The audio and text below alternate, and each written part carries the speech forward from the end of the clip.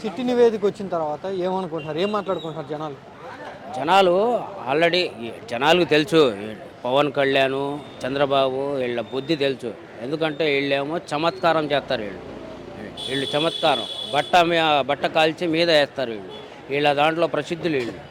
Already జనాలకు తెలుసు. ఏంటంటే చూస్తున్నారు పాపం. ఆల్రెడీ ఏమో సిట్ అధికారులు, సిబిఐ అధికారులు తేటాదెల్లం చేశారు. ఇప్పుడు ఎర్రి ముఖాలు వేసుకొని ఏం చేయాలో అర్థం కావట్లేదు. అది జనాలకు బాగా తెలుసండి. ఎందుకంటే పనిచేసే నాయకుడు ఎవడో, పని చేయలేని నాయకుడు ఎవడో జనాలకు తెలుసు. రానున్న రోజుల్లో వీళ్ళకి మామూలు కాదు దెబ్బ. ఈసారి పాతాళానికి తొక్కేస్తారు. ఈసారి జగన్ గురించి ఏమంటున్నారు? జగన్ లాంటి లీడర్ గారు మేము మా సర్వీస్లో అయితే ఇప్పటిదాకా చూడలేదండి. ఎందుకంటే ఈ సంక్షేమ పథకాలని కానివ్వండి, అన్నీ ముందల ఏంటంటే ప్రతి మతానికి గౌరవించి ముందుకు సాగే నాయకుడు. అలాంటి నాయకుడే కోరుకుంటాడు జనాలు.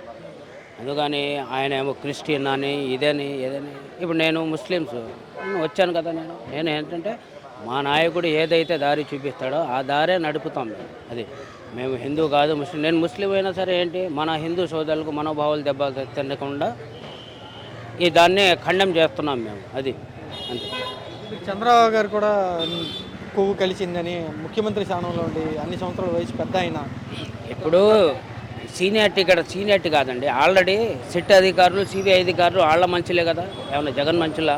సరే జగన్ గారి మనుషులైతే ఏమైనా తేడా అంటే డైరెక్ట్ వాళ్ళ ప్రభుత్వంలో వాళ్ళ మనుషులే తప్పు జరగలేదంటే ఇప్పుడు దీనికన్నా పెద్ద సాక్ష్యం ఏం కావాలండి? ఇంకా దాన్ని బట్టి ఏంటంటే ఈయన చెత్త ఒట్టి వాగుడికి తప్ప పనికిరాడండి ఈయన చంద్రబాబు.